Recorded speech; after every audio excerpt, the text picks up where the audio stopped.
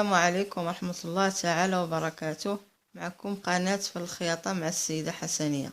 اليوم غنعلمكم درس جديد في الفراشة. هاد الثوب كما تلاحظوا، الثوب الطول عنده 3 متر، العرض عنده 1.10 متر. طويته من النص. خدت القياسات ديالي، تاخذوا القياسات من الكتاف حتى البطن. بحال هنا عندي 37، وفي الوسط الثوب غناخد 70 ونحط النقطة ونهبط ب37. الجهة اللي غناخدو فيها الكولو حتى هي حتى البطن، وفي الجهة الاخرى الكتف الاخر حتى هي بحال هكا. كما تلاحظوا معايا انا دايره هنا واحد الدونتيل. هذا فيه 35 القياسات. تنحطوه تنثبتوه بالفنيتات مزيان، وندوزو عليه. اللي ما عندهاش الماكينه دوز عليها البرا والخيط. نجي للوسط ديال الثوب ونهبط باش ندير الكول ديالي. نهبط ب20 عاد بحال هاد السينته اللي درت هنا نديرها هنايا. ها نتوما كما تلاحظوا انا غير حاطاها على شكل في، ونثبتها حتى هي بالفنيتات.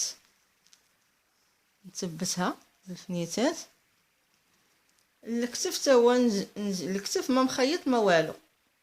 داكشي علاش قلت لكم اللي ما عندهاش الماكينه تخيطها بيديها. تصاوب هاد الفراشه تصاوبها بوحديتها بلا ماكينه. الكتف تا هو نشكلو بهاد. بغيتي تخليها هكايا محلوله غتخيطي من هنا بلاصه الكم، تضربيها شويه وتبقى غير مينيمونش، يعني فوق في اليد تجينا هنايا حد هنا. بغيتي ليها الكم، كل وحده غتاخذ القياس ديالها ديال المونش هنايا. بحال هذا مثلا نوريكم كي غيتحط. غتحطيه بحال هكا، تديه من الكتف وتحطيه بحال هكا وغيكون مخيط من هنا وجاي مخيط هنا. بغيتي تخيطيها من الجناب غديري لها الدوبلور ديالها، وهنايا في الكم في فوق البطن هنا من الداخل غنديروا حزام هنا وحزام هنا، وغيتحزميه في الظهر ديالك باش يعطينا داك الشكل ايفازي.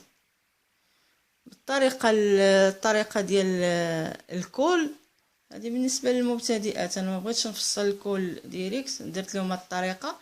غيقطعوا من هنا لهنا ب 16 سنتيم بالطول و12 بالعرض. هي ديك التقويره ديال الظهر باش تشوفوا معايا تفهموا مزيان.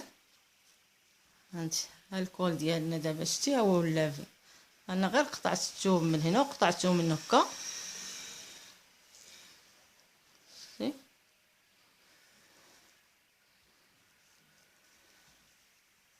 الطريقه تجيكم ساهله وبسيطه باش تعرفوا ديروها. انا بسطتها لكم. ولا ما بغيتوش تخيطوها من الجناب ما تخيطش، تبقى بحال هكا محلوله.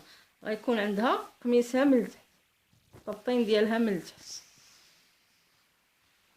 تكون هاد الطريقه عجبتكم ديالي في الفصاله، والمرجو منكم الاشتراك في قناه في الخياطه مع السيده حسنيه. وشكرا.